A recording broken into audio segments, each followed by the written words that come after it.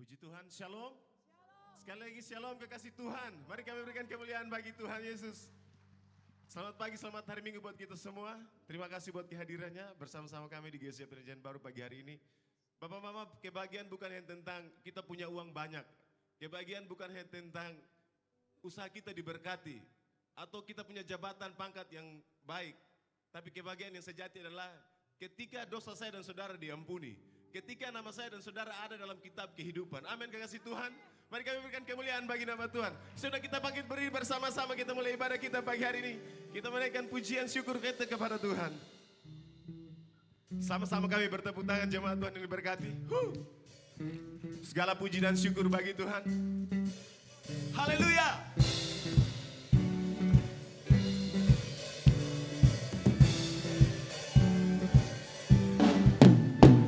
Kasih yang begitu besar, Katakan, lebih kuat dari dosa. Kasih yang menemukanku, selamatkan dan pulihkanku. sama-sama katakan, ku naikkan syukurku, ku tak akan berhenti memuji, meninggikan namamu selalu, menari, memuliakanmu. Dibebaskan, dibangkitkan, hidup yang kau beri, dan kini hanya untukmu. haleluya. Segala kemuliaan bagi Tuhan.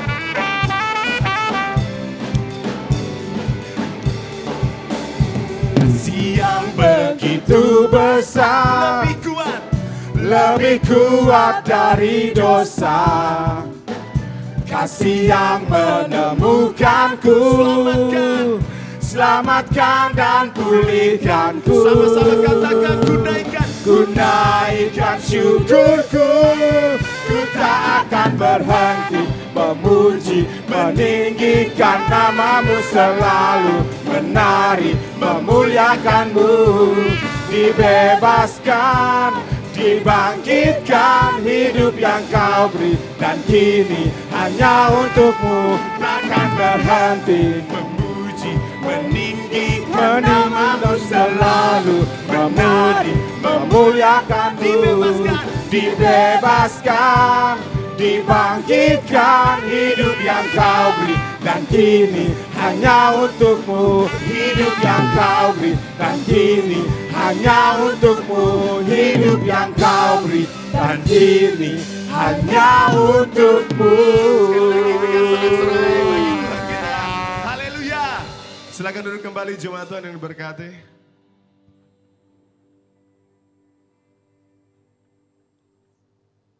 Firman Tuhan berkata,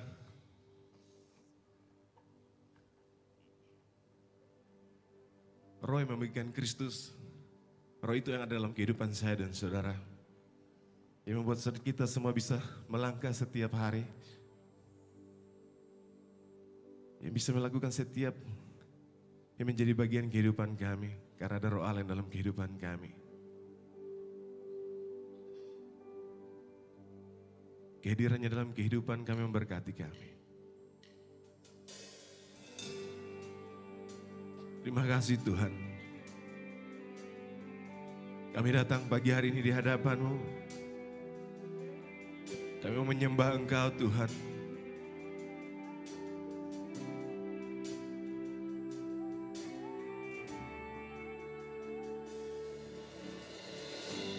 Ku menyembah dalam kudus hadirat-Mu,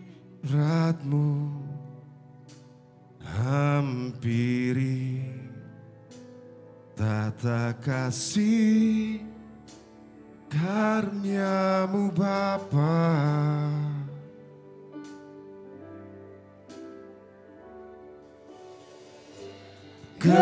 Kekuatanku hanya dalam hadirat-Mu, Yesusku. Hanya Kaulah segalanya.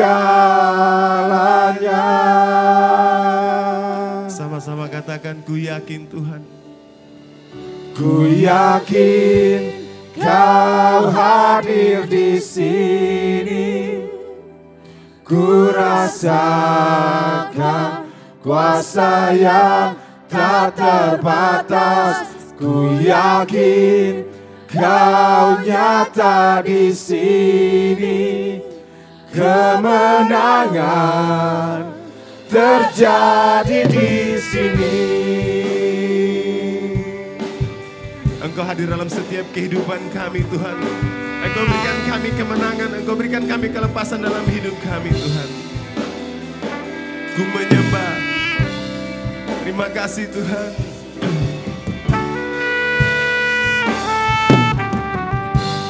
Ku menyembah dalam kudus hadirat-Mu. Hampiri tahta kasih karunia-Mu Bapa. Katakan kekuatanku, Tuhan, kekuatanku. Kekuatanku hanya dalam hadirat-Mu, Yesusku. Hanya Kaulah segalanya.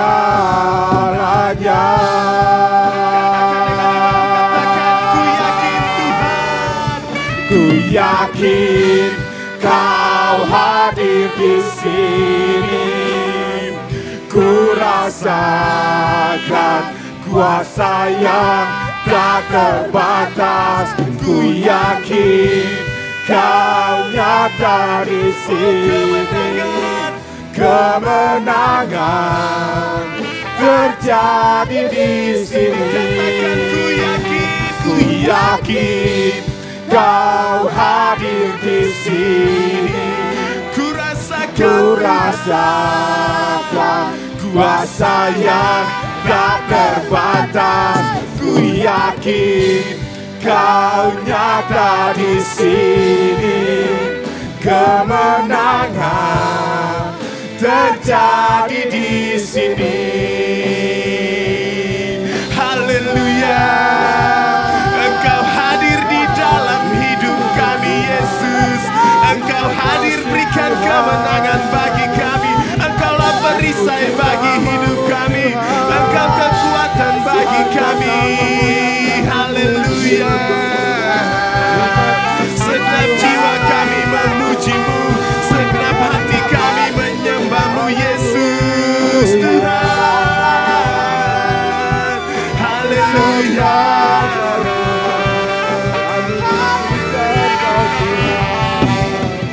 Segenap jiwaku memuji-Mu. Sungguh besar Kau, Yesusku. Segenap hatiku menyembah-Mu. Kau besar, Kau besar. Katakan segenap jiwaku, Tuhan. Segenap jiwaku memuji-Mu. Sungguh besar Kau, Yesusku. Segenap hatiku menyembah-Mu.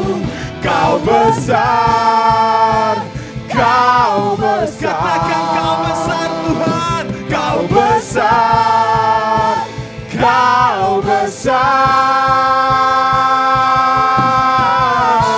besar.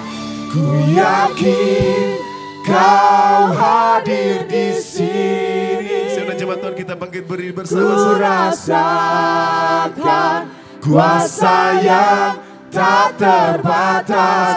Ku yakin Kau nyata di sini. Kemenangan terjadi Jemaat di Tuhan, sama-sama sini. katakan, ku yakin. Ku yakin Kau hadir di sini. Ku rasakan kuasa yang tak terbatas. Ku yakin nyata di sini.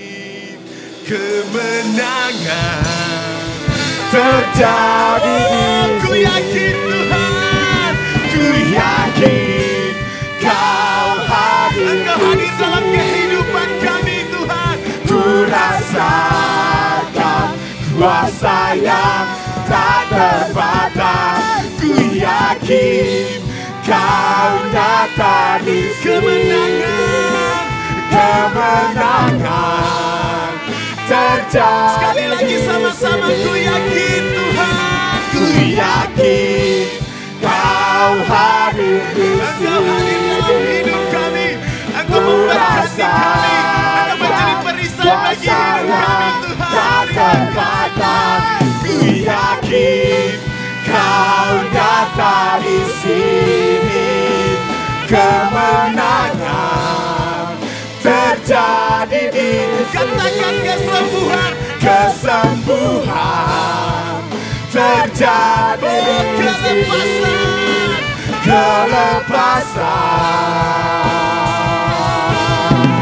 Kelepasan terjadi di sini. haleluya. Engkau hadir di dalam hidup kami.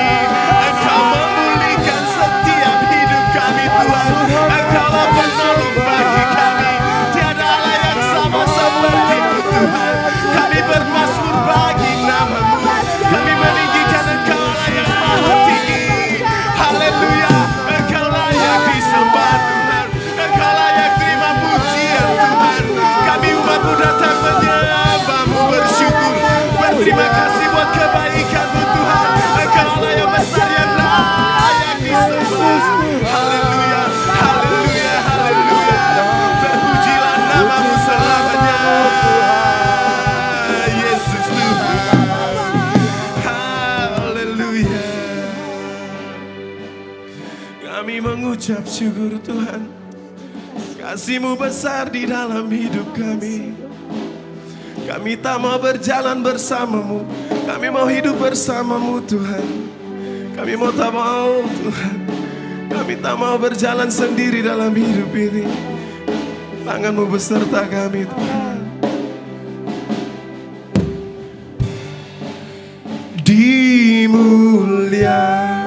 Dimuliakan,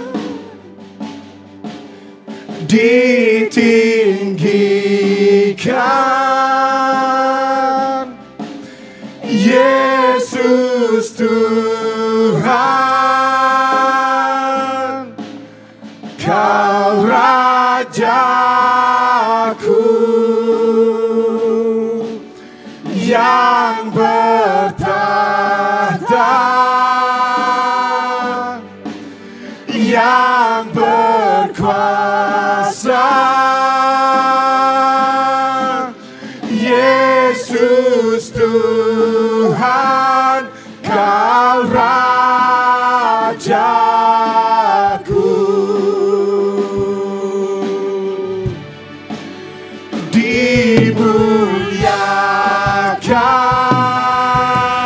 Dimuliakan,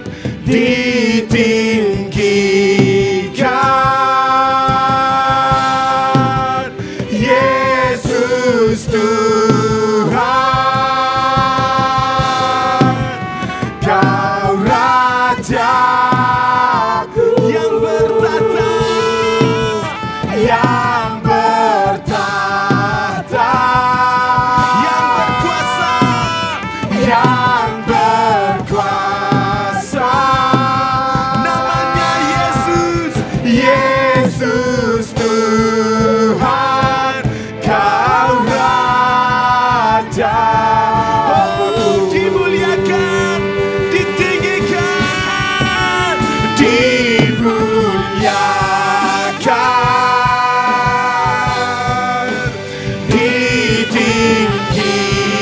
ditinggikan, Yesus Tuhan, Yesus Tuhan,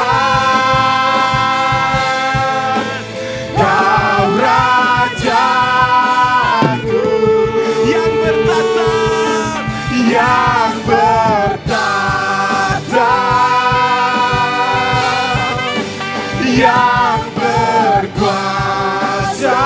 Namamu Yesus.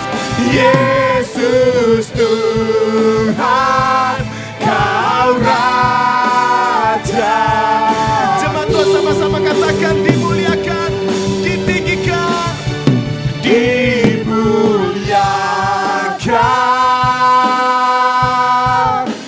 ditinggikan.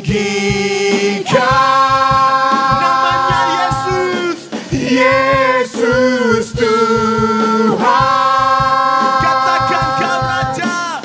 Kau Rajaku Yang bertata. yang bertata, yang berkuasa. Sama-sama katakan namanya Yesus. Yesus Tuhan, Kau Raja. Rajaku.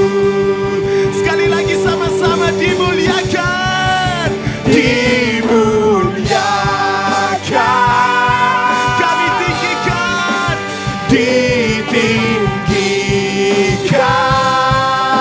Namanya Yesus Tuhan, Kau Rajaku yang bertata, yang berkuasa.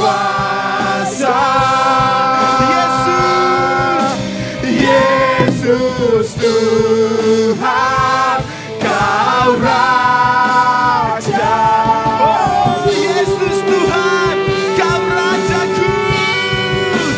Yesus Tuhan, Kau Rajaku.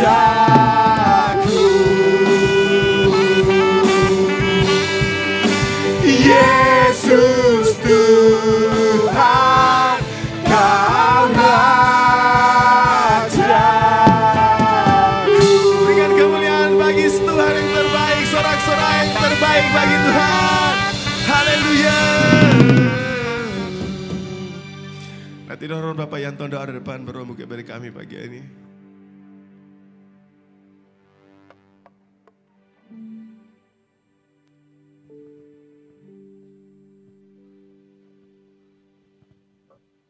Kita berdoa. Terpuji-pujilah Engkau ya Bapa di sorga, Bapa yang kami sembah di dalam Tuhan Yesus Kristus. Kami mengucap syukur ya Tuhan buat pemeliharaan-Mu bagi kami hari lepas hari. Sehingga sampai pagi hari ini ya Tuhan, kami boleh menikmati segala berkat anugerah kasih sayang-Mu. Terima kasih Bapa. Untuk itu kami datang ya Tuhan di dalam rumah-Mu. Kami mau bersekutu, memuji, menyembah-Mu ya Tuhan. Engkaulah Tuhan kami, Raja kami, Tuhan Allah kami, Bapa kami. Terima kasih Bapa. Bapa di sorga, kami serahkan ibadah pada pagi hari ini ya Tuhan. Kiranya jadi dari awal sampai penghabisannya di dalam nama Tuhan Yesus Kristus. Haleluya, haleluya. Dalam nama Tuhan Yesus kami berdoa. Amin. Amin. Sekali lagi berikan sorak-sorai yang terbaik bagi Tuhan. Bapak-bapak saya puji nama Tuhan, katakan haleluya. Katakan haleluya. Berikan salam sehat dulu bagi saudara-saudara samping kiri kanan kita. Kita memuji Tuhan. Kita mengucap syukur buat kebaikan Tuhan. Sama-sama. Na na na na na na na na na na na na na na.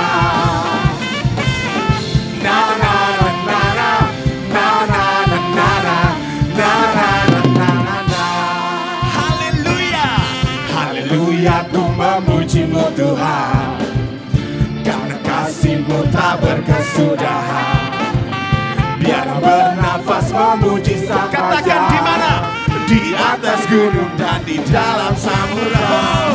Tanganku ku angkat padamu, bersyukuri rahmat yang Kau beri. Oh, kakiku melompat bagimu, sebab rahmat-Mu baru setiap pagi. Bersyukurlah. bersyukurlah kepada Tuhan. Sebab apa? Sebab Dia baik, sebab Dia baik, bahwasanya untuk selamanya. Kasih setianya, kasih setianya. Na na na na na na na na na na na na na na na. Sing haleluya. Haleluya, ku memuji-Mu Tuhan, karena kasih-Mu tak berkesudahan. Biar bernafas memuji Sang Katakan Raja. sama-sama di mana? Di atas gunung dan di dalam samudra. Tanganku ku angkat padamu, mensyukuri rahmat yang Kau Kakiku beri. Tuhan. Kakiku melompat bagimu, sebab rahmat baru setiap hari. Sama-sama bersyukur. Bersyukurlah kepada Tuhan, sebab Ia baik, sebab Dia baik, bahwasanya untuk selamanya. Kasih setianya, kasih setianya. Sama-sama kami bertepuk tangan jemaat Tuhan. Kami mau mengucap syukur buat kebaikan Tuhan dalam kehidupan kami. Haleluya.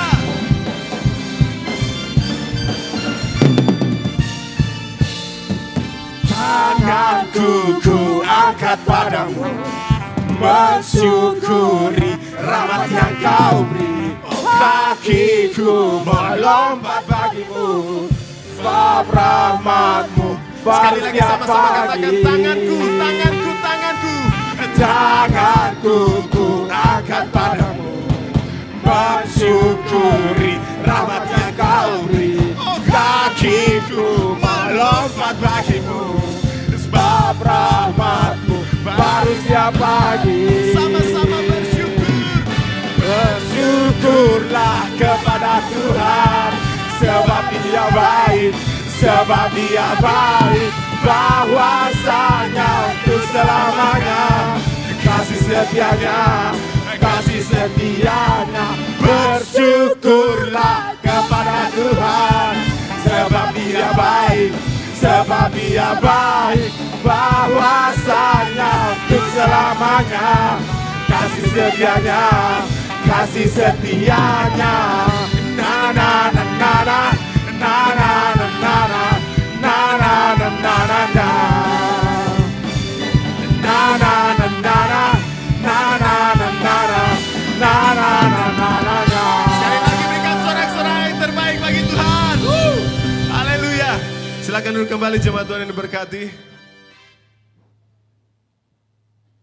Kita akan berikan persembahan kita yang pertama. Bagi para petugas kami silakan.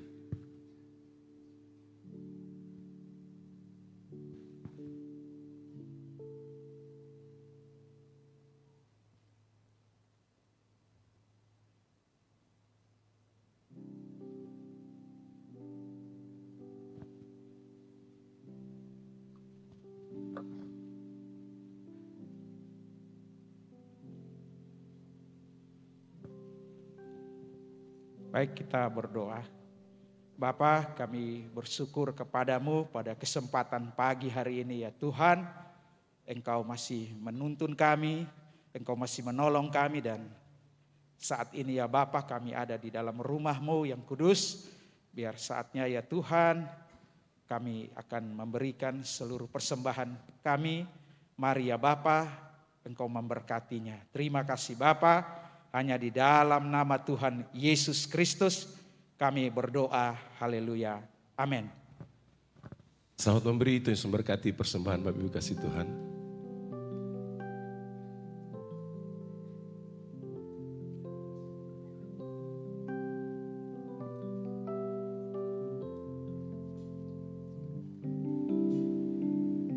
Jalanmu tak terselami oleh setiap hati kami, namun satu hal ku percaya, ada rencana yang indah terduga kasih-Mu. Heran dan besar bagiku arti kehadiran-Mu selalu nyata di dalam hidupku. Penyertaan-Mu sempurna, rancangan-Mu penuh damai, aman dan sejahtera walau di tengah badai. Ingin ku selalu bersama, rasakan keindahan arti kehadiran-Mu Tuhan.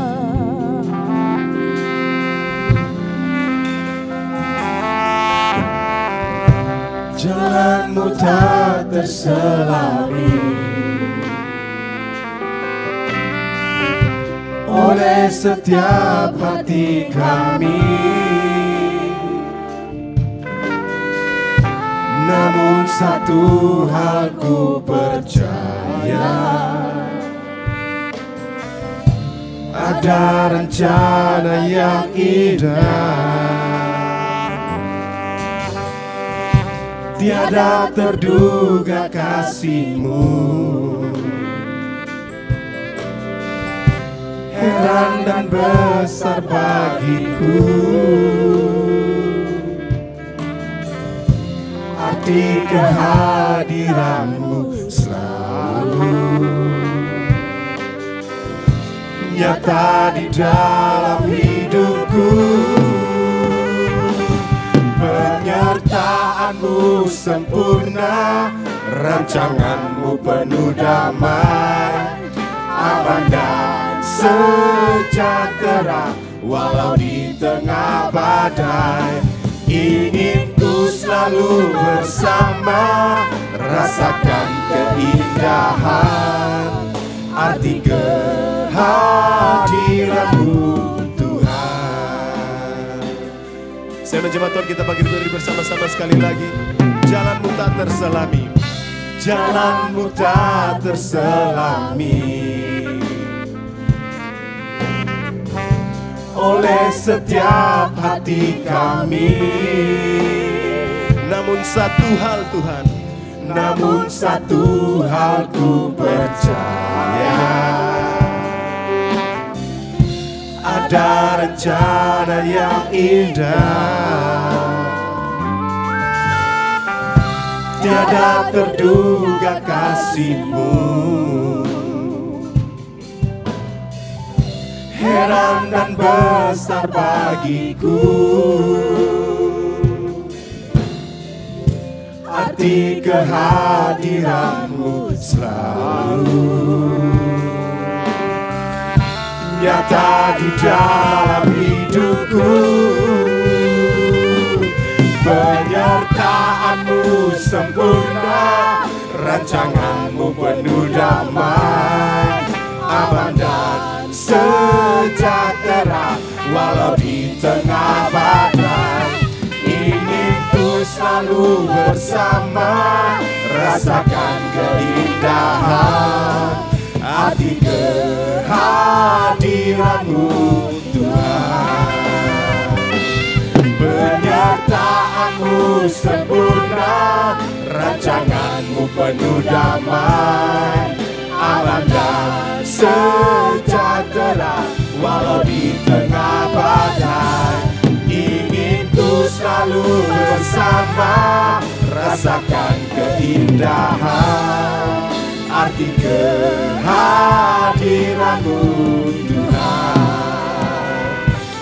Penyertaan-Mu sempurna, rancangan-Mu penuh damai, aman dan sejahtera walau di tengah badai. Ingin ku selalu bersama, rasakan keindahan arti kehadiran-Mu Tuhan. sempurna, rancanganmu penuh damai, aman dan sejahtera. Walau di tengah badai, ingin ku selalu bersama, rasakan keindahan arti kehadiranmu, Arti kehadiranmu Tuhan. arti kehadiranmu, Arti kehadiranmu Tuhan. arti kehadiranmu Tuhan.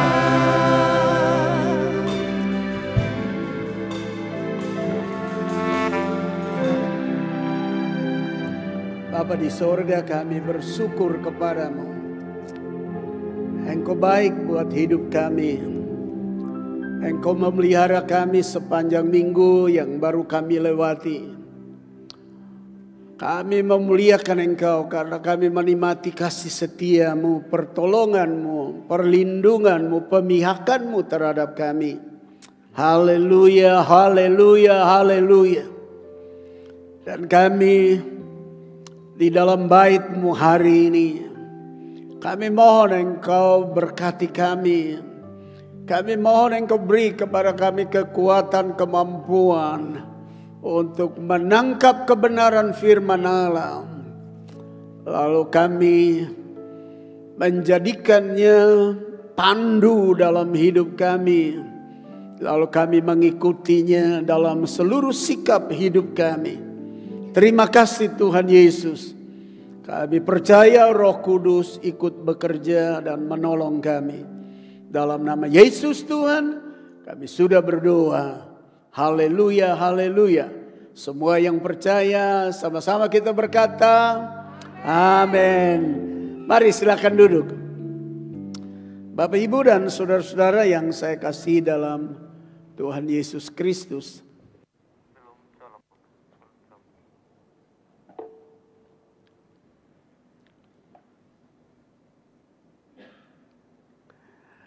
Pagi ini saya akan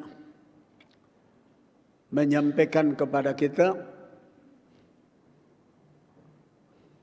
apa yang dicatat di dalam Yeskiel pasal 43.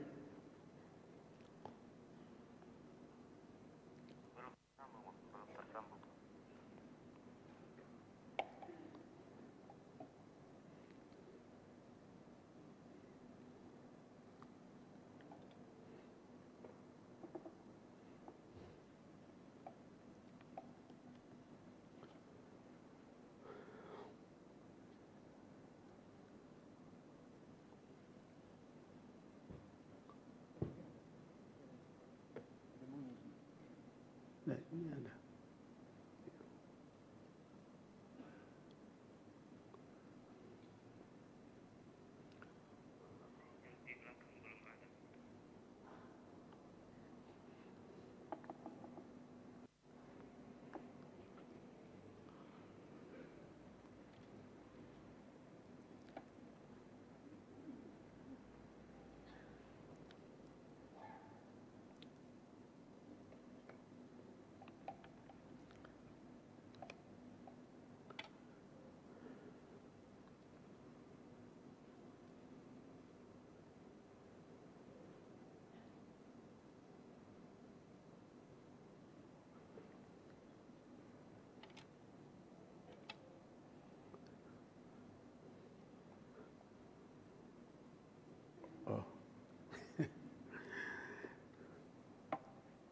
Baik, saya akan membacakannya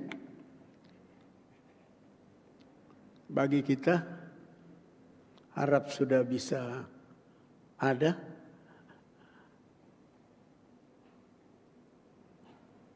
Oh, masih sulit untuk keluar.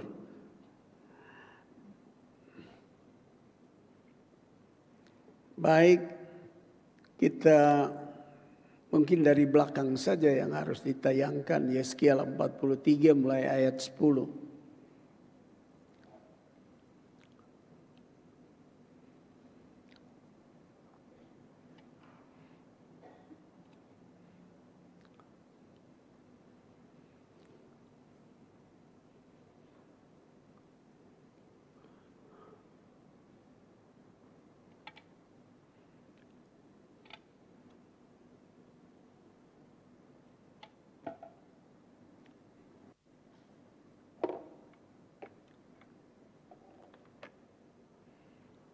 Baik, membaca Yeskiel 43 mulai ayat yang ke-10.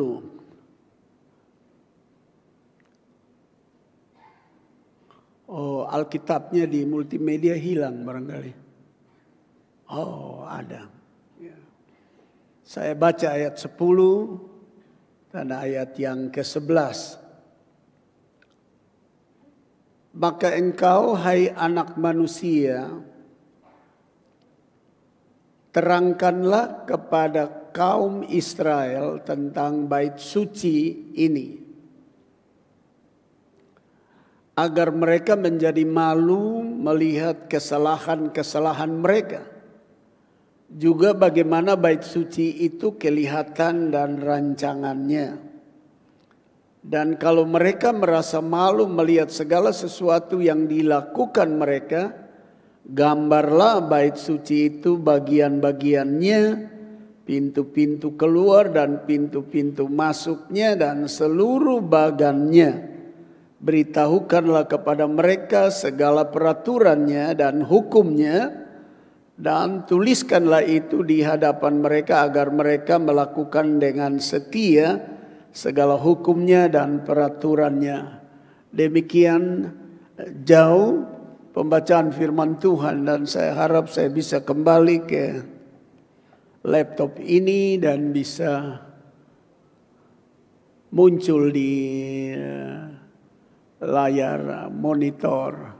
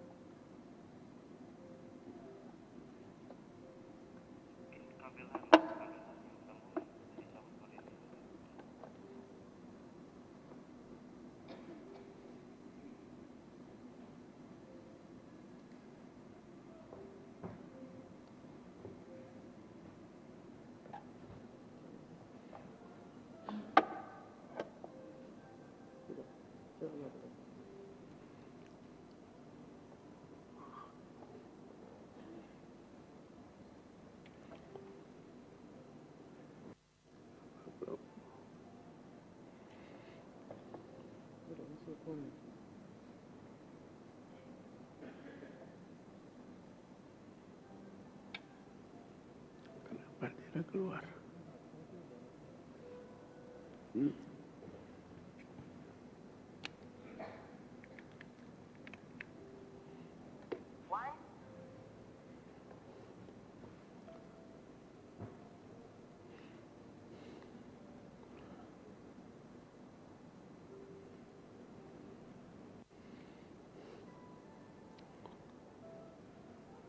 Oke, puji Tuhan.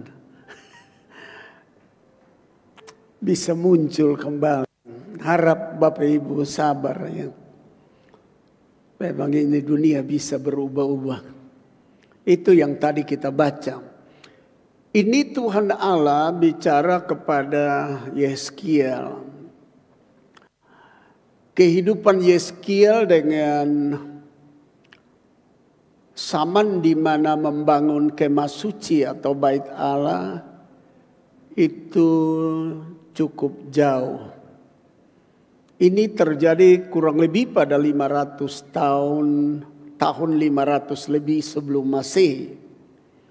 Dan kejadian yang terjadi dalam pembangunan bait Allah atau kemah suci di padang gurun itu sudah ratusan tahun, bahkan hampir ribuan tahun yang lalu.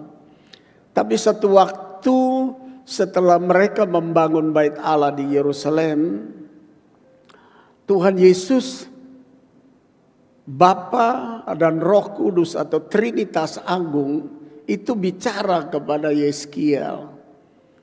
Dia bilang, hai anak manusia, terangkanlah kepada kaum Israel tentang bait suci itu atau bait suci ini. Tuturkan kepada mereka tentang seluruh komponen alat-alat yang ada di dalamnya. Sebab itu menyangkut paut kehidupan daripada bangsa itu. Nah, ini kira-kira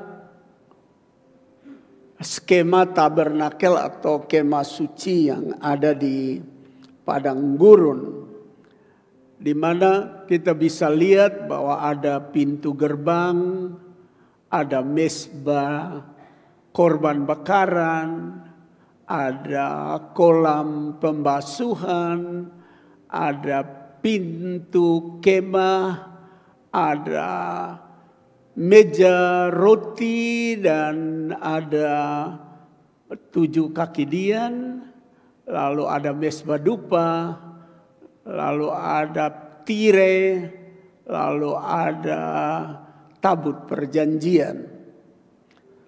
Ini disuruh supaya terangkan kepada jemaat, kepada umat, supaya mereka mengerti. Nah, saya pikir saya akan bicara cepat-cepat buat Bapak Ibu.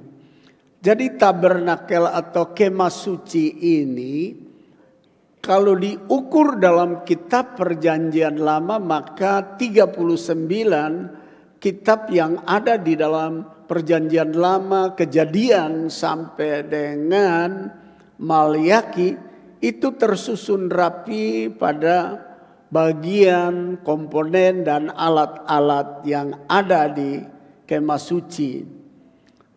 Perjanjian lama itu terdiri dari 39 kitab. Nah, juga kalau diantar ke dalam perjanjian baru, seluruh bagian perjanjian baru dari Matius sampai Wahyu itu akan tepat sesuai dengan kemah suci itu yang terdiri dari 27 kitab perjanjian baru, itu 27 kitab.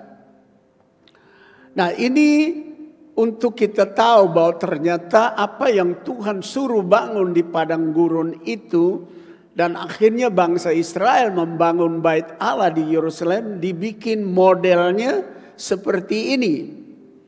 Semua pada perjanjian lama itu berupa bayangan. Semua alat-alat di dalam kemah suci ini juga adalah bayangan. Menurut catatan Ibrani, bahwa itu semua yang terjadi dilakukan oleh Musa di padang gurun semua adalah bayang-bayang yang sebenarnya menunjuk kepada satu zaman akan datang yang disebut zaman perjanjian baru atau zaman anugerah, zaman kasih karunia, di mana komponen dan alat-alat ini ada di dalam kehidupan manusia. Lalu Tuhan bilang sama Yeskiel, tolong terangkan sama jemaat setiap alat-alat ini supaya mereka tahu apa mereka sudah melakukan seperti itu atau belum. Nah, di pintu gerbang itu ada 4 tiang, dan pada 4 tiang itu adalah pintu dari mana orang-orang di luar daripada kemah itu masuk, dan masuknya melalui pintu ini menuju ke apa yang disebut dengan pelataran. 4 tiang ini pada pintu gerbang memiliki makna adalah Injil Matius, Markus, Lukas, dan Yohanes. Injil Matius itu bicara tentang Yesus, yang pertama itu Yesus adalah Raja. Tujuannya memahami Injil Matius, Raja artinya dia memerintah seluruh kehidupan kita.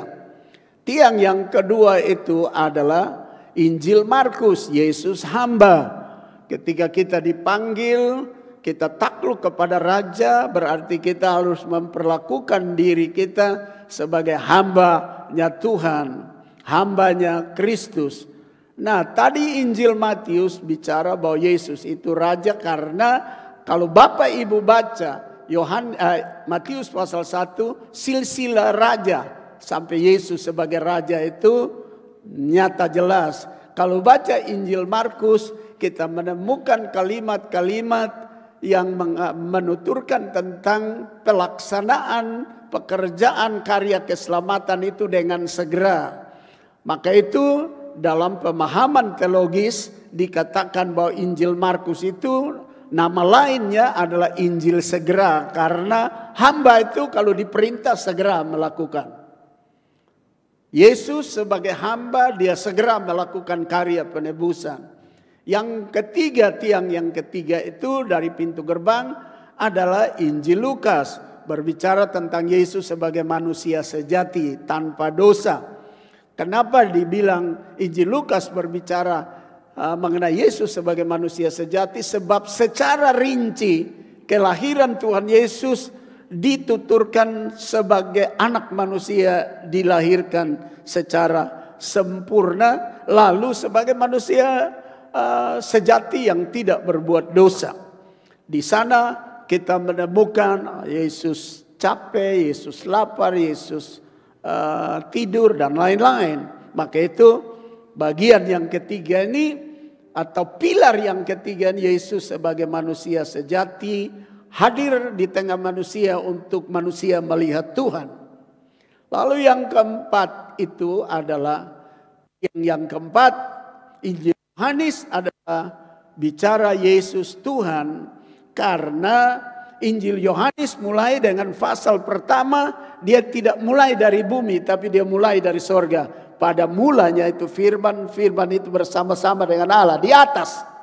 Lalu pasal 1 itu menuturkan sampai ayat ke-12 menuturkan bahwa Yesus Tuhan yang turun dari sorga menjelma menjadi manusia untuk hidup di tengah-tengah manusia. Jadi 4 tiang ini, orang dari luar, artinya orang belum bertobat, paling kurang mesti kalau mau masuk ke dalam pelataran, itu paling kurang dia mesti tahu bahwa Yesus itu raja yang memerintah hidupnya. Berarti dia mesti tunduk. Lalu kalau dia mau masuk ke dalam pelataran bait suci itu, dia mesti tahu Yesus itu hamba. Kalau dia hamba melakukan tugas karya penebusan dengan segera, maka kita harus memposisikan sebagai hamba melakukan firman Tuhan itu dengan segera, jangan tunda-tunda. Sebab kalau perintah raja ditunda, dia punya resiko selalu ada. Dan zaman dahulu kalau tidak melakukan perintah raja, maka nyawa bisa jadi taruhan. Lalu yang ketiga, bahwa Yesus adalah dalam Injil Lukas, tiang yang ketiga itu adalah manusia sejati yang mau menuturkan kepada kita dia hadir di antara manusia untuk menolong manusia dan menyaksikan Tuhan di dalam kehadirannya. Dan manusia bisa bersahabat dengan manusia Allah, yaitu Kristus. Lalu juga kita bisa lihat bahwa kita tidak terlepas dari berbagai kelemahan, kekurangan. Tapi itu bukan berarti bahwa kita tinggal di dalam kekurangan dan kelemahan. Sebagaimana Yesus dalam keadaan manusia, dalam pekerjaan dan karya penebusan di Golgota, dia bilang, dalam segala kesukaran dan kesulitan di Kalvari, ke dalam tanganmu aku serahkan nyawaku. Artinya dalam status manusia, kebergantungan kita kepada Tuhan Allah. Dan Injil Yohanes menuturkan kepada kita untuk kita tahu dengan jelas bahwa Yesus itu Tuhan. Sebab dimulai dengan firman Tuhan, pada mulanya firman, firman bersama-sama dengan Allah. Dan firman itu adalah Allah, tanpa dia tidak ada yang tercipta. Dan firman itu telah menjadi manusia turun ke dunia, dan ayat 12 mengatakan seberapa banyak yang menerimanya, mereka diberi hak dan kuasa menjadi anak-anak Allah. Jadi Bapak Ibu, saudara-saudara yang saya kasih dalam Tuhan Yesus Kristus, 500 tahun lebih sebelum Masehi, itu Tuhan suruh Yeskiel explain to the Israelite. Terangkan kepada bangsa Israel. All tools and component in the tabernacle. Semua peralatan yang ada di dalam tabernakel. Nah, atau kemah suci. Nah, ini kita mulai dengan pintu gerbang dengan 4 tiang. Jadi kalau pintu gerbang itu artinya jalan masuk. Orang luar masuk ke dalam. Orang luar gambaran daripada orang yang tidak kenal Tuhan. Kalau mau masuk ke dalam pelataran mesti tahu tentang ini 4 Injil. Dan paling kurang tahu Yesus Raja. Paling tahu Yesus hamba. Paling kurang tahu tentang Yesus hamba. Paling kurang tahu tentang Yesus sebagai manusia sejati. Dan tahu yang pilar yang keempat atau tiang yang keempat dari pintu gerbang itu. Mesti tahu bahwa Yesus itu Tuhan. Dan harus membuat komitmen dan pengakuan itu. Kalau belum melakukan itu, Anda dan saya belum boleh masuk lewat pintu gerbang ini. Atau belum boleh melewatinya. Sebab kalau sudah tahu, masuk. Dan ini yang akan pertama didapati. Perkataan Tuhan Yesus berkata, akulah pintu menurut Yohanes 10 ayat 9. Itu berarti memahami tentang Trinitas. Itu berarti memahami tentang Bapa, Anak, dan Roh Kudus. Lalu juga memahami bahwa apa yang dicatat dalam Yohanes pasal 14 ayat 6. I am the way, akulah jalan, the truth, and life. Akulah jalan kebenaran dan hidup. Ketika tahu itu pasti orang mau ikut sesuatu yang baik. Selama belum tahu dan paksa masuk, maka dia tidak akan memahami apa sebenarnya isi daripada Injil itu.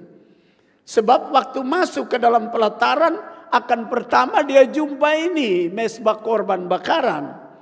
Nah, di mezbah korban bakaran itu Roma pasal 12 ayat 1 berkata begini. Karena itu saudara-saudara, demi kemurahan Allah aku menasihati kamu supaya kamu mempersembahkan tubuhmu sebagai persembahan yang hidup, yang kudus, dan yang berkenan kepada Allah. Itu adalah ibadahmu yang sejati. Karena tidak memahami 4 pilar itu, maka susah dia mempersembahkan dirinya. Walaupun dia sudah ada di pelataran bait Allah. Sebab dulu di atas mezbah ini pada zaman Taurat, orang masuk harus membawa korban domba. Lalu dibakar di sana. Mewakili dia sebagai pengampunan dosa. Disucikan. Nah, dalam zaman anugerah kita datang masuk lewat 4 pilar itu. Pemahaman akan Bapa, Anak, dan Roh Kudus. Pemahaman akan jalan kebenaran dan hidup. Pemahaman akan pintu keselamatan itu. Pemahaman atas anugerah itu. Dia akan bisa mempersembahkan bukan domba lagi seperti agama tertentu. Ada tiap tahun ada hari raya Idul Korban. Kita tidak perlu bawa domba, sapi, keledai, unta, dan lain-lain setiap tahun. Tetapi kita boleh datang setiap saat dengan pengertian mempersembahkan hidup ini sebagai korban yang hidup. Dulu perjanjian lama korbannya mati karena domba mesti disembelih. Tapi dalam zaman anugerah diminta jangan mati baru persembahkan diri, tapi masih hidup. Untuk apa? Supaya bisa melaksanakan tema besar kita di 2022. Now declare your changes. Sekarang tuturkan perubahanmu. Kalau sudah mati tidak bisa tuturkan. Masih hidup itulah yang kita bisa buat ini dan itu. Kita bisa bersaksi, kita bisa berdoa, kita bisa bernyanyi. Kita bisa membawa anak-anak kita kepada Tuhan, kita bisa membawa istri, suami, kita bisa membawa korban, persembahan, persepuluhan, kolekte dan lain-lain. Sudah mati tidak bisa. Zaman perjanjian lama dombanya mati. Tapi zaman anugerah kemah suci menuntut persembahan korban yang hidup. Ada amin. Berikan dulu sanjungan bagi Tuhan. Sebab korban yang hidup itu yang bisa melakukan pekerjaan Tuhan. Korban yang hidup itu bisa memuliakan Tuhan. Karena itu saudara-saudara, demi kemurahan Allah, aku menasihati kamu supaya kamu mempersembahkan tubuhmu sebagai persembahan yang hidup, bukan yang mati. Yang kudus dan yang berkenan kepada Allah itu adalah ibadahmu yang sejati. Nah, bagaimana bisa berkudus dan berkenan kepada Allah? Ketika mau masuk ke pelataran untuk ketemu mesbah korban ini, mesti mengerti 4 pilar ini. Yesus sebagai Raja, Yesus sebagai hamba, Yesus sebagai manusia sejati, dan Yesus sebagai Tuhan. Di mana sebagai Raja kita mesti tunduk perintahnya, di mana sebagai manusia kita adopsi perilaku manusia hamba itu. Kita adopsi di mana Yesus melaksanakan semua tugas dengan segera, tidak tunda-tunda. Kita juga melaksanakan semua yang Tuhan perintahkan kepada kita, tidak pakai tunda-tunda. Sebagai manusia menyadari bahwa kita punya kekurangan, kelemahan. Seperti Yesus tidur, Yesus mengantuk, Yesus lelah dan lain-lain. Kita punya itu, tetapi di Golgota dia bilang, ke dalam tanganmu aku serahkan semua yang tidak berdaya. Itu ajar kita untuk berserah kepada Tuhan. Dan pilar yang keempat itu bicara Injil Yohanes, bicara tentang pada mulanya firman bersama-sama dengan Allah yang turun dari sorga ke bumi. Bicara tentang Dia Tuhan yang berkuasa, berdaulat, yang artinya kita harus tunduk sepenuhnya kepada Dia yang memerintah hidup ini, yang memberkati hidup ini, yang membukakan hidup ini, yang membebaskan hidup ini dari dosa dan kecemaran. Nah, pemahaman yang benar ini akan membuat kita rela mempersembahkan hidup kita. Selama kita tidak mempersembahkan hidup kita sepenuhnya kepada Tuhan sebagai korban yang hidup, itu berarti kami tidak memahami Injil. Kami tidak memahami Bapa, Anak dan Roh Kudus punya sifat, punya kerja. Lalu kalau sudah mempersembahkan hidupnya, dia gampang diatur. Kenapa saya bilang dia gampang diatur? Dia akan tiba pada alat yang kedua di dalam pelataran itu, yaitu kolam basuhan. Ini berbicara tentang tak usah ajar dia mengenai baptisan. Sebab dia menyerahkan diri persembahan yang hidup sebagai tubuhnya sebagai persembahan yang hidup. Dia tahu bagaimana dia cuci tangan, bagaimana dia cuci muka, bagaimana dia mandi, bagaimana dia membersihkan dirinya. Nah, dalam Zaman Taurat digambarkan dengan tempat pembasuhan untuk membersihkan tangan, kaki dan lain-lain. Tapi dalam Zaman Perjanjian Baru dikatakan ini orang yang sudah mempersembahkan diri akan tahu apa yang dia lakukan berikutnya, yaitu menyerahkan diri untuk dibaptis. Sebab Tuhan Yesus memberi teladan. Maka datanglah yang menurut Matius pasal 3 ayat 13. Dia bilang, maka datanglah Yesus dari Galilea ke Yordan kepada Yohanes untuk dibaptis olehnya. Tetapi Yohanes mencegah dia, katanya, akulah yang perlu dibaptis olehmu dan engkau yang datang kepadaku. Lalu Yesus menjawab, katanya kepadanya, biarlah hal itu terjadi karena demikianlah sepatutnya kita menggenapkan seluruh kehendak Allah, dan Yohanes pun menurutinya. Jadi yang di dalam Perjanjian Lama semua adalah tipologi, semua adalah gambaran, semua adalah analogi yang sudah dikerjakan ribuan tahun. Lalu sampai kepada membangun bait Allah di Yerusalem, Tuhan suruh Yeskiel terangkan alat-alat ini kepada mereka. Lalu zaman Tuhan Yesus, zaman anugerah, ini semua komponen bukan lagi untuk cuci tangan, tapi benar-benar pelaksanaan baptisan. Karena Yesus melakukannya. Masuk ke pelataran, dia mempersembahkan hidupnya di Golgota. Lalu Anda tahu apa yang dia lakukan, dia perintah. Setelah dia mempersembahkan hidupnya di Golgota, mati, bangkit, Matius pasal 28 ayat 18, 19 dan 20, dia bilang ayat 18, segala kuasa, all power in heaven and on the earth already God give to me. Dia bilang semua kuasa di sorga dan di bumi sudah diberikan Bapa kepadaku. Ayat yang ke-19. Therefore, go to the whole world, teach all people, become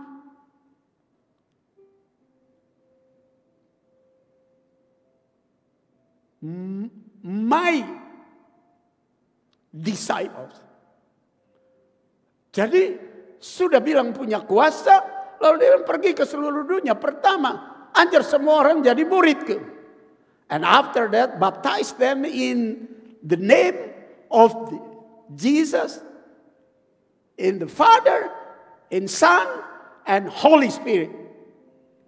Lalu baptis mereka dalam nama Bapa, Anak, dan Roh Kudus. Ayat yang ke-20, kalimat pertama dia bilang, and after that teach them about all what I speak to you.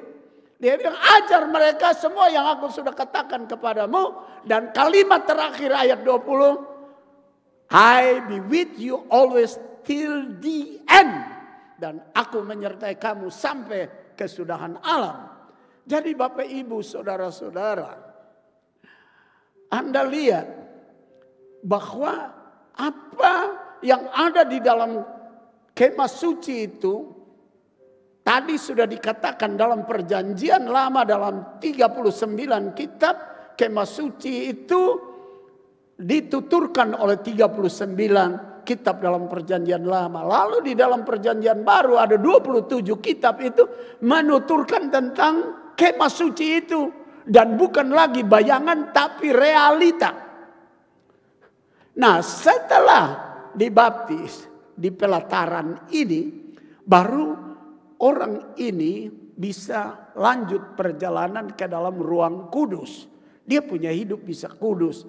Tapi baik kita baca dulu ayat ini. Tentang baptisan. Roma pasal 6 ayat 3. Atau tidak tahukah kamu bahwa kita semua yang telah dibaptis dalam Kristus telah dibaptis dalam kematiannya. Dengan demikian kita telah dikuburkan bersama-sama dengan dia oleh baptisan dalam kematian. Supaya sama seperti Kristus telah dibangkitkan dari antara orang mati oleh kemuliaan Bapa, demikian juga kita akan hidup dalam hidup yang baru. Sebab jika kita telah menjadi satu dengan apa yang sama dengan kematiannya, kita juga akan menjadi satu dengan apa yang sama dengan kebangkitannya.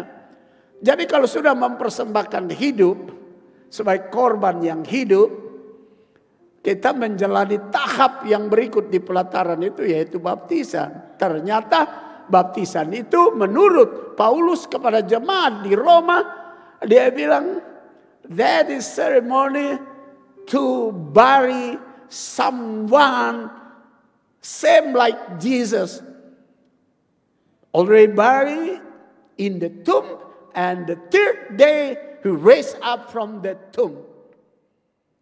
Jadi ini sama. Dia bilang Roma pasal 6 itu adalah bicara tentang penguburan. Baptisan itu penguburan, acara penguburan kita, acara pemakaman kita. Pemakaman apa? Hidup yang lama harus dikuburkan untuk kita terus berjalan dalam hidup yang baru. Karena kita sudah mempersembahkan diri kita sebagai korban yang hidup. Nah yang lama harus dikuburkan. Dalam acara penguburan itu. Jadi saya yang lama dikuburkan di sana. Sebagaimana Kristus dikuburkan dan bangkit dalam tubuh kemuliaan, kita pun muncul dan hadir dalam tubuh kemuliaan sebagai tubuh yang dipersembahkan hidup itu bukan lagi tubuh yang lama, tapi tubuh yang baru. Nah, setelah dua alat ini, two tools in the courtyard, we going into the place we call the holy place. Jadi setelah dua peralatan ini, setelah masuk dari pintu gerbang, kita ketemu mempersembahkan korban bakaran, dibaptis, lalu kita dapat masuk ke dalam the holy place, tempat yang kudus. Nah, di tempat yang kudus ini, kita melewati 3 tiang di sana yang masih menuturkan tentang Bapa, Anak, dan Roh Kudus. Lalu kita akan jumpa pertama adalah meja roti sajian. Bapak Ibu saudara-saudara yang saya kasih dalam Tuhan Yesus. Tuhan Yesus lebih dahulu berkata dalam Yohanes 6 ayat 35. Dia berkata, akulah roti hidup. I am the bread of life. I give my life to you get food.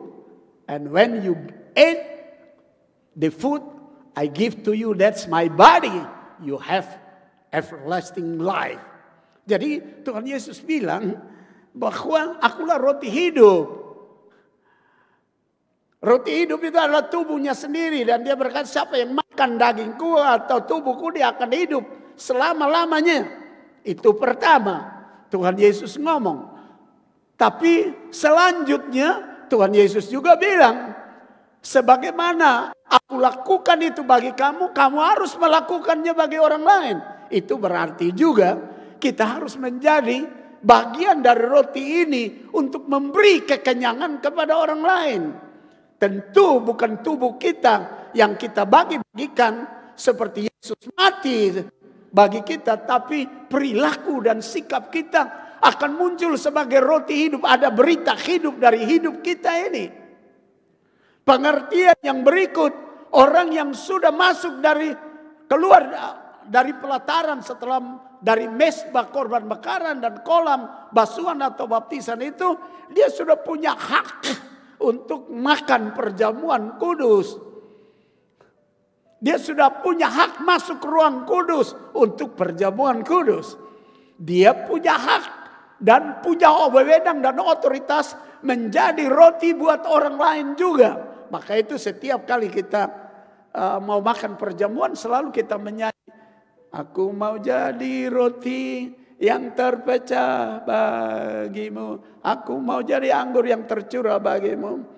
Lalu kalimat yang berikut, aku mau jadi saksimu. Jadi kalimat pertama kedua Yesus bicara, aku roti yang terpecah bagimu, aku anggur darah yang tercurah terpecah bagimu. Lalu tanggapannya kalimat ketiga keempat, aku mau jadi saksi. Saksi apa? Menyatakan bahwa Yesus itu roti hidup, Yesus itu adalah darah yang tercurah bagi kita, dan kita mau jadi saksi, kita mau jadi rotinya juga dalam bersaksi.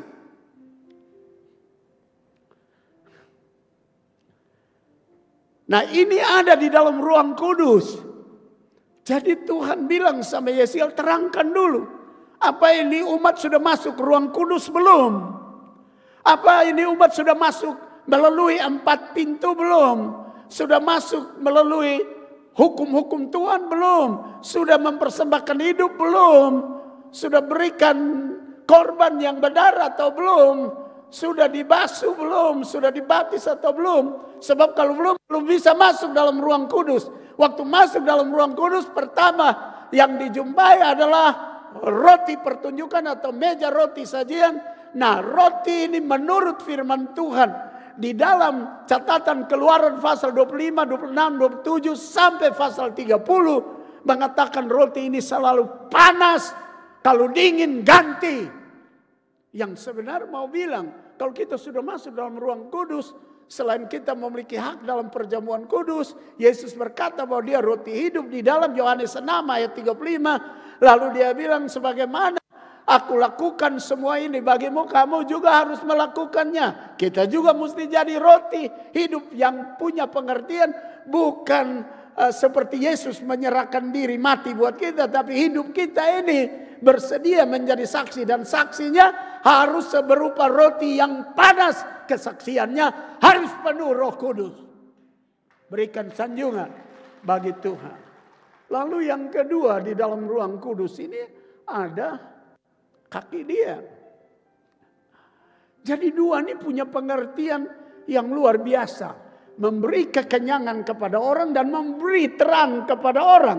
Yohanes 8 ayat 12 mengatakan, Tuhan Yesus berkata, I am the light of the world, and you must become light to the world. Akulah terang dunia, kamu harus menjadi terang juga bagi dunia ini.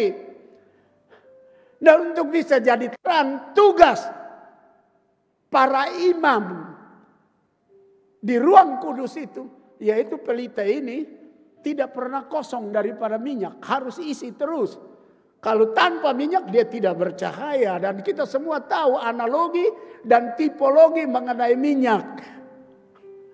Minyak itu bicara tentang Roh Kudus. Maka itu kita suka menyanyi minyak baru dan seterusnya. Bicara tentang Roh Kudus. Nah, dulu imam yang isi. Catatan Ibrani mengatakan Yesus sebagai imam besar satu kali masuk ke ruang Maha Kudus untuk selama-lamanya dan tidak berulang-ulang kali. Dia imam agung yang punya tugas isi kaki Dian ini. Dan kalau kaki Dian itu kita, maka tidak heran Yohanes Pembaptis berkata kepada orang banyak, aku baptis kamu dengan air. I baptize you with water, but he is coming and was coming baptize you with Holy Spirit. Aku baptis kamu dengan air, tapi dia yang akan datang dan sudah datang akan membaptis kamu dengan Roh Kudus, yaitu Yesus Kristus, imam besar itu. Kalau dia tidak mengisi kita dan membaptis kita dengan Roh Kudus, kita tidak bisa menyala. Kita tidak bisa bersaksi, kita tidak bisa jadi terang. Sebab itu Tuhan Yesus bilang kamu harus jadi terang, garam dan terang dunia. Bagaimana pelita ini bisa terang kalau tidak diisi Roh Kudus, minyak, gambaran daripada minyak itu? Bagaimana kita bisa terang? Bagaimana rumah tangga kita bisa jadi saksi? Bagaimana pribadi kita bisa jadi saksi? Bagaimana pemuda bisa jadi saksi? Bagaimana bapak bisa jadi saksi? Ibu bisa jadi saksi? Aktivis gereja jadi saksi? Pendeta jadi saksi? Sulit.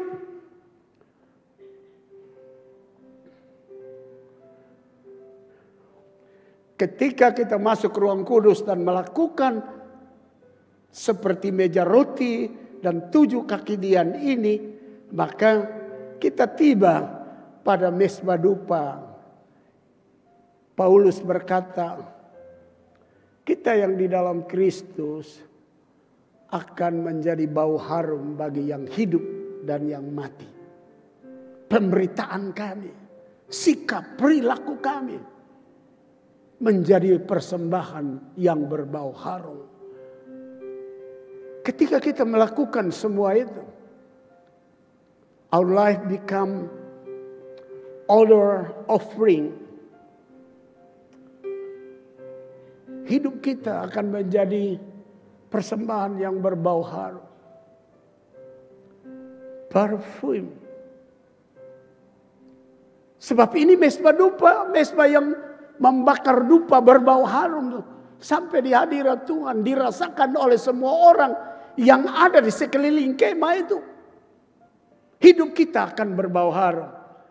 Dan hidup yang seperti ini akan memberi peluang dan kesempatan masuk ruang Maha Kudus yang disebut peti asadat atau peti perjanjian atau tabut perjanjian, yang pada zaman Taurat imam besar 1 tahun sekali masuk untuk bertemu dengan Tuhan. Tuhan turun di atas tabut perjanjian. Tetapi dengar baik-baik firman Tuhan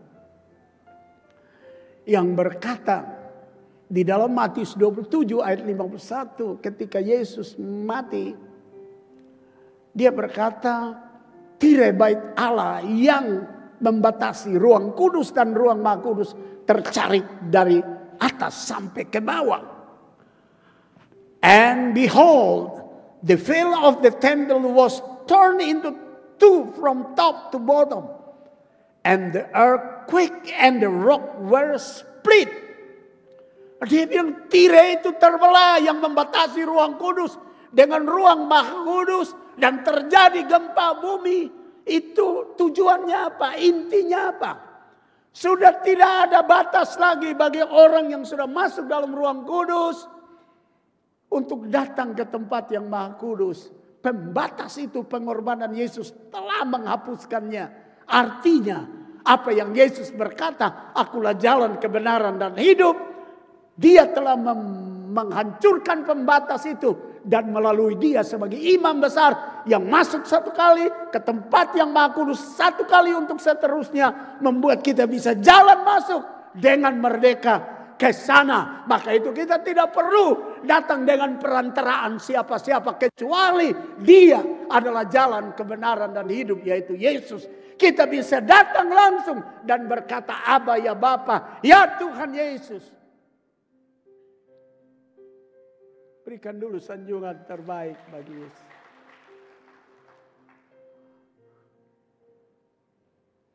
Dan lihatlah, tabir bait suci terbelah dua dari atas sampai ke bawah.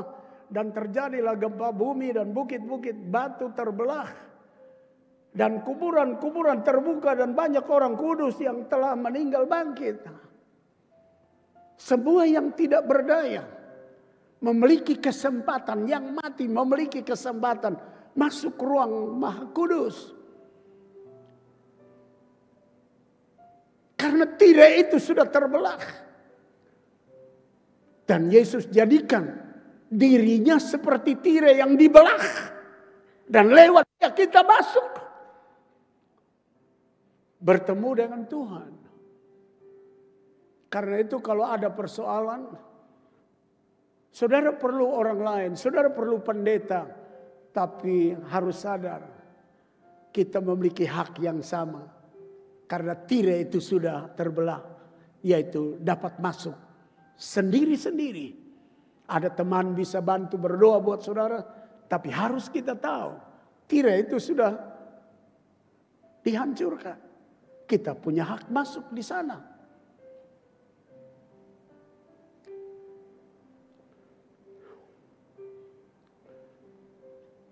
Efesus 3 ayat 11. Sesuai dengan maksud abadi yang telah dilaksanakannya dalam Kristus Yesus, Tuhan kita.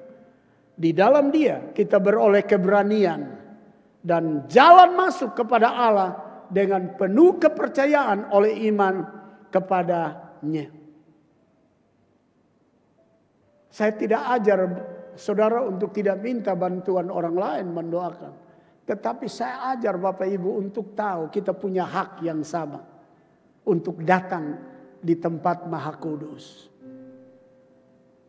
Karena tirai itu sudah terbelah. Pembatas itu yang hanya khusus imam besar setahun satu kali. Kini segala waktu kita boleh datang. Maka itu Tuhan Yesus berkata, setiap orang yang datang kepadaku kapan saja, di mana saja, aku tidak pernah menolak dia.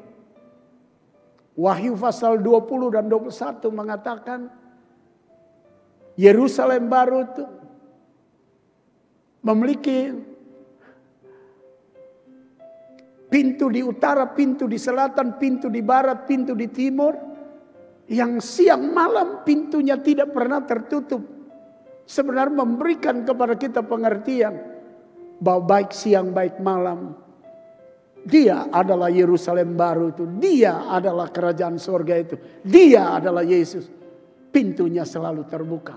Bahkan dia berkata, hai kamu yang berlelah dan bertanggungan berat, datanglah, marilah, aku akan memberi kelegaan kepadamu. Tidak ada nota tambahan yang berkata harus datang pagi, harus datang tengah malam, harus datang waktu jam 12. Segala waktu kita boleh datang ke tempat yang maha kudus.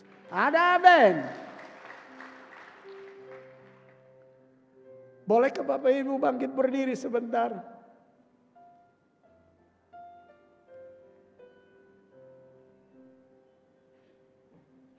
Tuhan bilang Yeskiel, terangkan itu kepada jemaat. Dan hari ini sepertinya Tuhan bilang sama saya, terangkan itu kepada kita. Supaya kita tahu, bila ada kekurangan, kita jadi malu dan minta pengampunan kepada Tuhan. Bila kita tidak melakukan salah satu komponen itu, kita harus tahu diri dan minta Tuhan tolong. Supaya kita jangan tinggal di luar. Tapi kita bisa masuk melalui 4 pilar itu. Sampai ke pelataran. Sampai di mezbah korban bakaran. Sampai di kolam basuhan. Dan kita masuk ke dalam ruang kudus. Di sana ada roti yang panas. Ada meja roti yang ada punya roti yang tersusun rapi di situ. Menjadi makanan kehidupan. Dan itu kita harus menjadi berkat buat orang lain. Ada pelita 7 kekinian yang bicara tentang lampu yang terus menyala.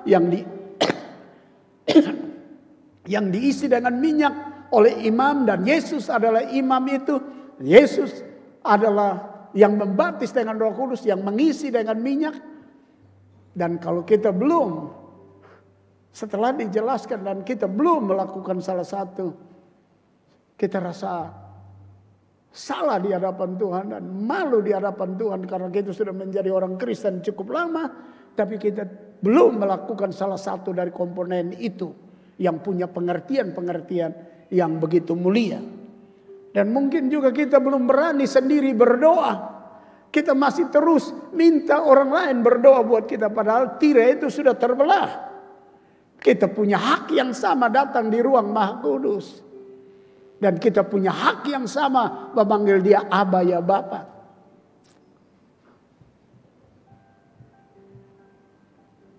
Ketika kita sadar bahwa kita belum menjadi dupa yang berbau harum, tapi menjadi tempat yang berbau busuk, memabukkan banyak orang. Mungkin itu yang Tuhan bilang Yeskiel, terangkan sama umat. Supaya kalau mereka berbau busuk buat orang lain, tutur bicaranya, pergaulannya, tingkah lakunya, sikapnya harus jadi mezbah dupa yang berbau harum. Ada amin. Berikan dulu sanjungan terbaik bagi Tuhan. Haleluya.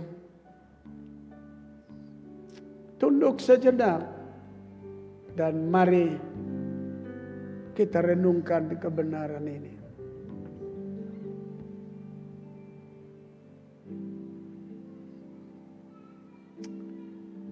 Sambil Bapak Ibu merenungkannya dan mengatakan sesuatu, singer song leader akan nyanyi, aku berserah, aku berserah.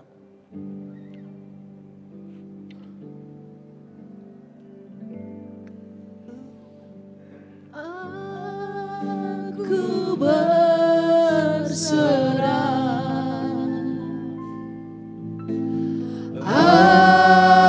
Aku berserah.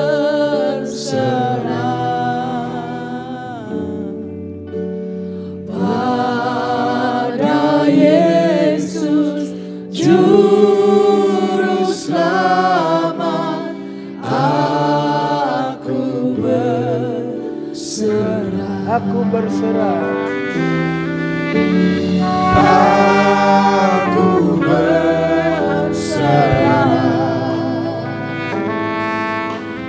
Aku berserah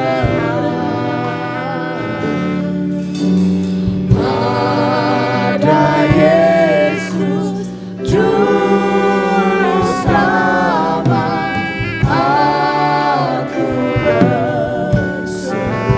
Aku berserah.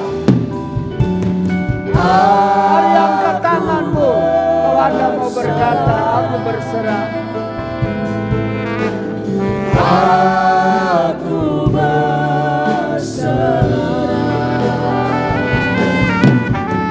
pada Yesus Juru Selamat.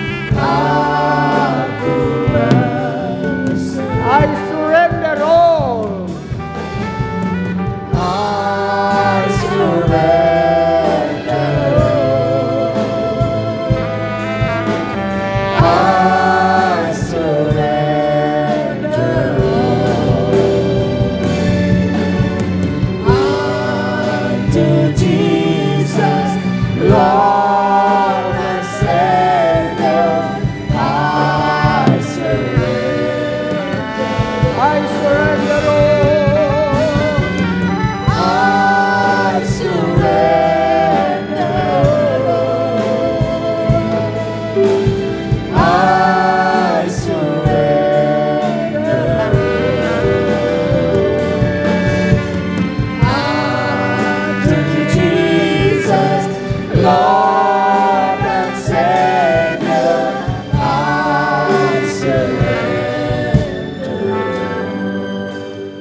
Bapak, Ibu, dan saudara-saudara yang saya kasihi,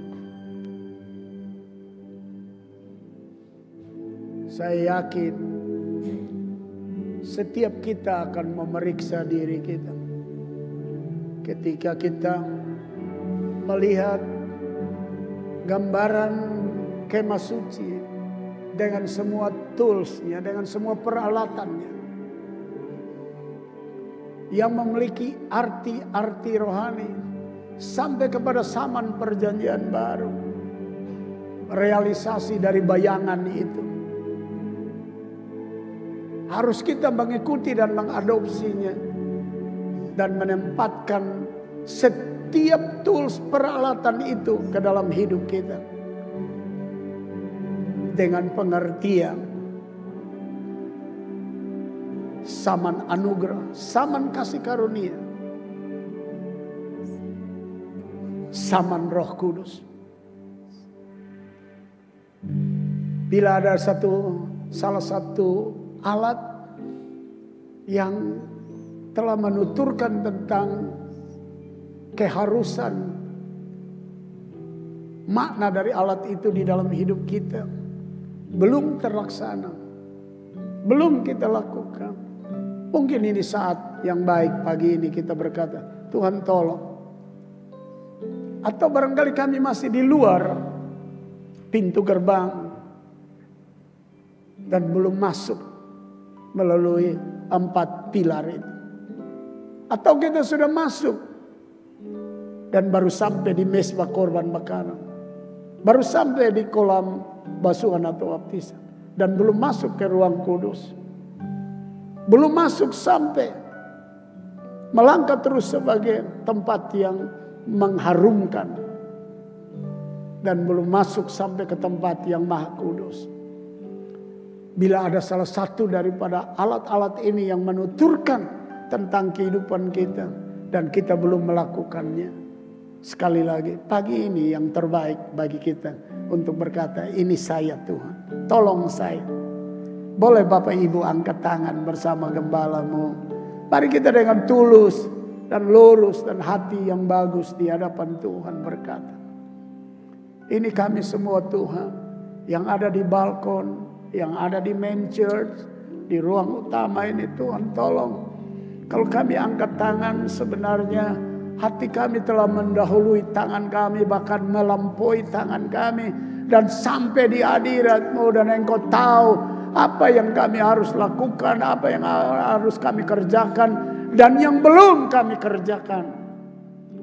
Ketika dapati yang belum kami kerjakan, ampuni kami dan ajar kami untuk kami melakukannya, sehingga hidup ini menjadi kemah suci yang sempurna, dan akhirnya bisa menjadi kesaksian yang baik dan menarik banyak orang masuk ke dalam kemah itu, masuk ke dalam persekutuan kami, masuk di dalam ibadah kami, masuk dalam mengenal Yesus, masuk dalam mengenal kebenaran, kekudusan, kesucian. Karena hidup kami menjadi terang, hidup kami menjadi roti, hidup kami berbau harum, bukan berbau busuk. Terima kasih Tuhan Yesus. Materaikan kebenaran ini di hidup kami, dan hamba serahkan setiap kami dalam tangan-Mu. Jawab doa kami, tolong kami semua, berkati kami semua, ampuni kami, dan angkat kami keluar dari ketidakmampuan kami menuju ke atas batu karang keluputan, sehingga kami memiliki kekuatan dari pihak-Mu untuk bertahan sampai Engkau jemput kami pulang ke sorga. Dalam nama Yesus Tuhan kami sudah berdoa. Semua kita yang percaya, mari sama-sama kita berkata, amin, amin, amin, haleluya. Berikan sanjungan terbaik, terbaik, terbaik bagi Tuhan Yesus Kristus. Silakan duduk. Baik jemaat Tuhan yang berkati, kita akan berikan persembahan kita yang kedua kepada yang bertugas kami, silakan.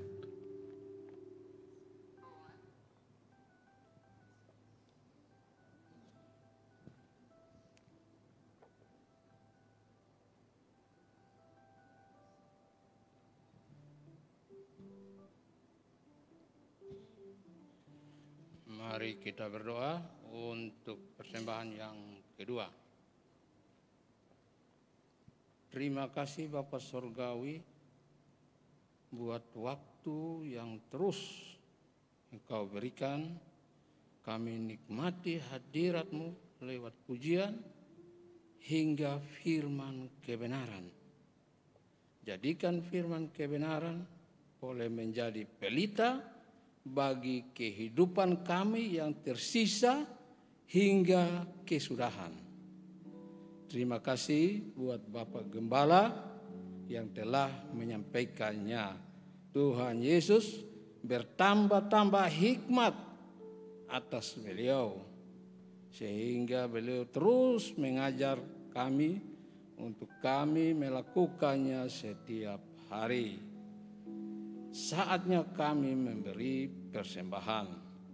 Ajar kami untuk beri dengan tulus, hingga kami dilipat gandakan 30, 60, 100 kali lipat. Terima kasih Bapak Surgawi. Ini doa kami. Kami mau memberi dengan sukacita. Haleluya. Amin. Baik, sambil memberi, dengar beberapa pemberitahuan. Kebaktian kunjungan yang kelima. Kali yang kelima. Ini di Batu Plat. Kita ambil jauh-jauh lebih dahulu nih. Di rumah Bapak Dolof Saudale.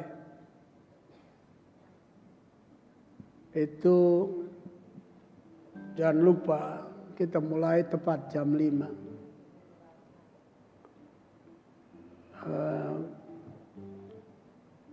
Itu rumahnya di pinggir jalan. Di Batu Plat. Lalu itu berlangsung hari Rabu. Hari Jumat di Baumata akan dikumpulkan beberapa banyak keluarga di situ di rumahnya Pak Mano, Pak Arnold. Tepat jam 5 juga.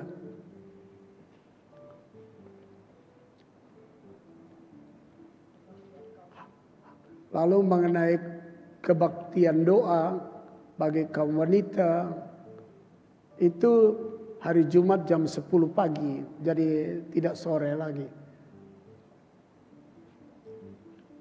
Harap bisa didengar dengan baik. Kita tetap menggunakan masker, cuci tangan, jaga jarak. Karena COVID-19 masih ada di sekitar kita.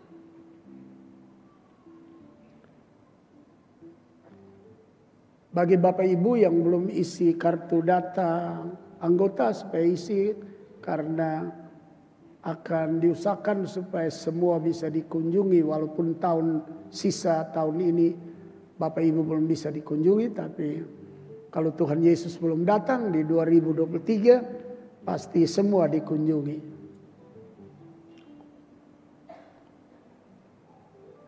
Ada yang baru pertama kali datang dalam kebaktian ini, bila ada yang baru pertama tolong angkat tangan.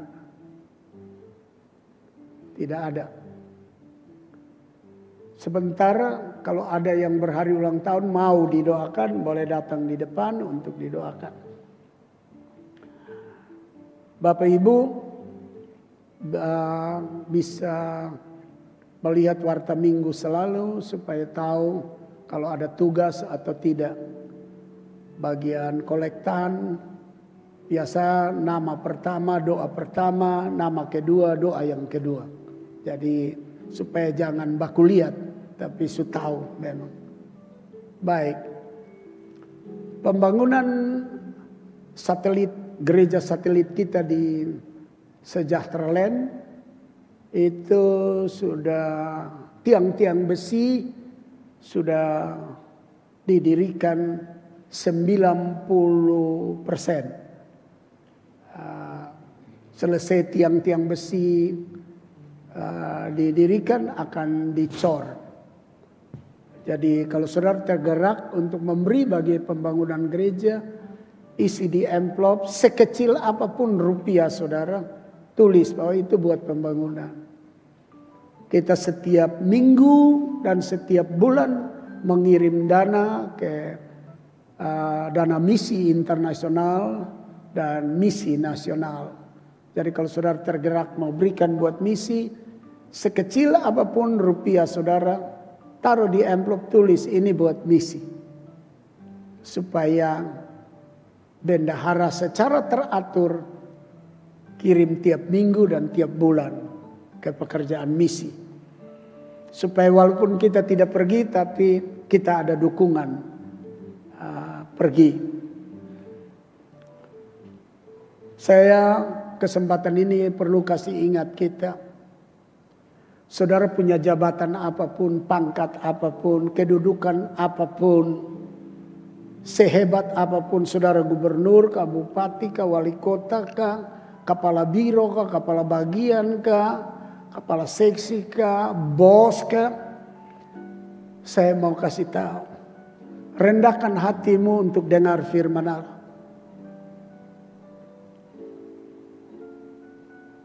Taat kepada firman Allah. Kenapa saya mesti omong ini? Kejadian 1 bulan ini di negara Republik ini menuturkan kepada kita. Jenderal Sambo, orang Kristen menyanyi di gereja, tapi mungkin tidak taat firman Allah.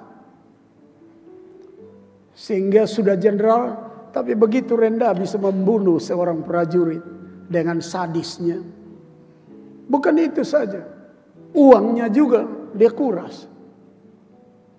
Bukan itu saja, istrinya juga dua-dua jadi tersangka.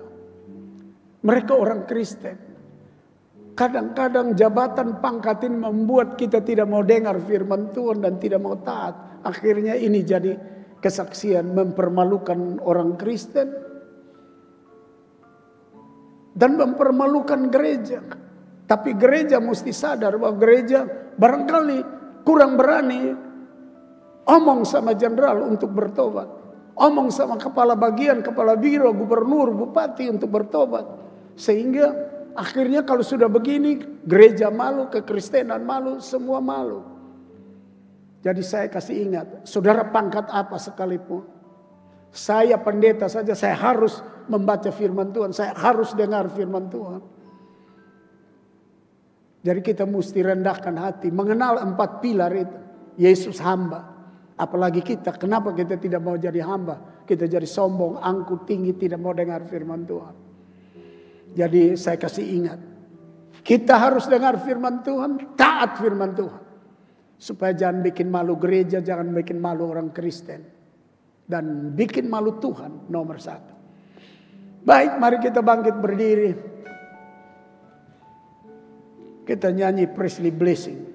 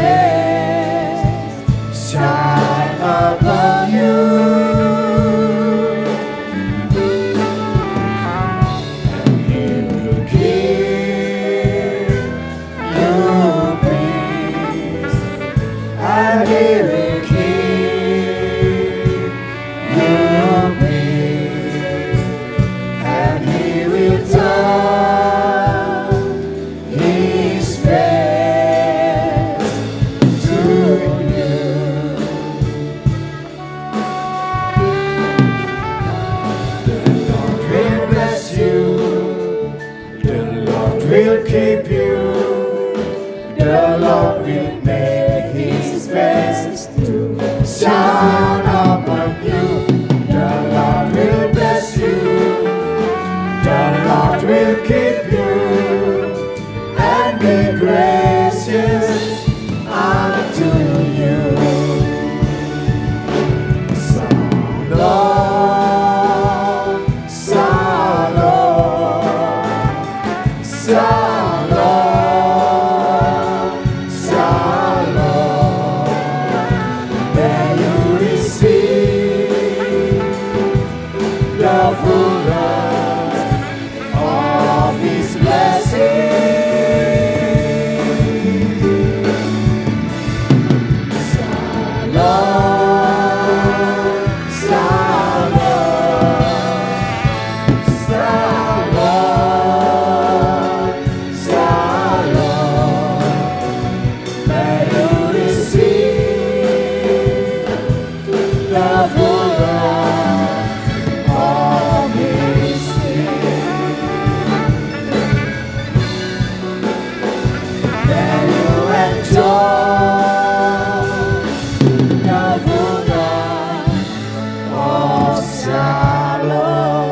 Bapa di sorga, kami berdoa, ikut bersyukur bersama kekasih-kekasih kami yang berhari ulang tahun. Engkau sudah beri tambah 1 tahun dalam hidup mereka. Itu berarti bahwa mereka telah menghabiskan tahun-tahun itu. Tapi mereka menghabiskannya dengan merasa pertolongan dan perlindungan Tuhan. Kini kami berdoa, Tuhan Yesus, beri mereka umur panjang. Dan di dalam umur panjang itu, Tuhan taruh damai, sejahtera, sukacita, dijauhkan dari mara bahaya, sakit, penyakit, dan celaka. Jadikan mereka berkat dan mereka terus setia kepada sebagai imam, kadim, dan abdi Allah. Berdoa supaya mereka terikat kuat bersama-sama dengan kami semua sidang jemaat dalam kasih-Mu. Sehingga kami bersatu sampai Tuhan Yesus datang. Terima kasih Tuhan, berkati alur bajak mereka semua dan kami semua. Kami berdoa buat jemaat yang sakit. Bapak Seme Pelo yang sakit, Tuhan jamah sembuhkan.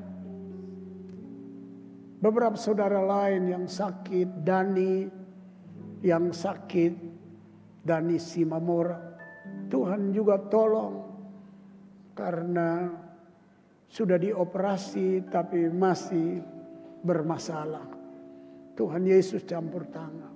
Beberapa jemaat yang sakit Tuhan jamah sembuhkan. Janda balu, yatim piatu duda, Tuhan pelihara cukupkan keperluan mereka. Anak cucu kami semua yang sedang sekolah baik dari TK sampai tingkat universitas, berikan mereka hikmat, kearifan, akal budi, kepintaran, supaya mereka dibedakan dengan anak-anak lain.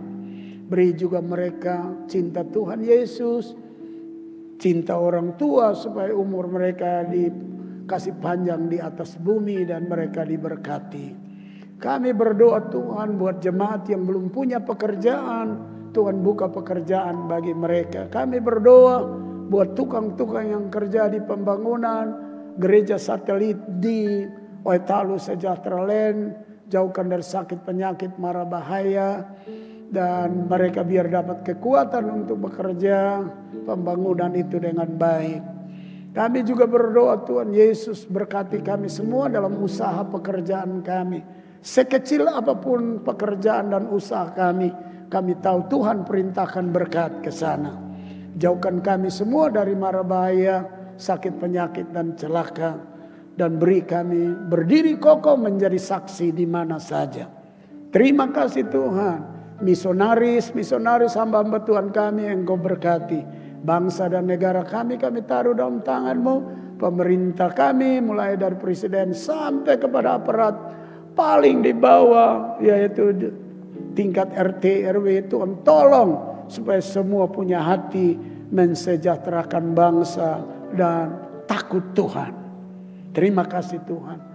Before you going home, raise your hand and your heart to the Lord. Sebelum pulang rumah, angkat tanganmu dan hatimu kepada Tuhan. And now receive grace, blessing, gift, love, and compassion from our Lord God, the Creator. Dan sekarang terimalah berkat, kasih karunia, rahmat dan anugerah, serta belas kasihan dari pihak Allah Sang Pencipta. From Jesus Christ, our Savior, dari Tuhan Yesus, Juru Selamat kita, and Holy Spirit, Parakletos and Comforter, dan Roh Kudus, Parakletos dan Roh Penghibur, now till the end of your life. Mulai dari sekarang ini sampai ujung jalanmu, till Jesus coming back in second coming to pick up all of us going to heaven. Sampai Tuhan Yesus datang kali kedua menjemput kami semua pulang ke sorga. All this blessing we receive in Jesus name. Seluruh berkat ini kami terima dalam nama Tuhan Yesus Kristus. Semua kita yang percaya, mari sama-sama kita berkata amin. Salam, selamat pagi. To all our brother and best friend all the world, where you join us in the morning Sunday service today, we hope you get blessing and be blessed. We pray for you in United States and Europe, in Africa, Middle East, Europe, and New Guinea and Australia. We pray God protect you. God bless you. And we hope you pray for us in Jalan Jenderal Soeharto 25 AG, New Covenant AG in King City, and we become multiply in members and spiritual. Thank you for your praying. God bless you.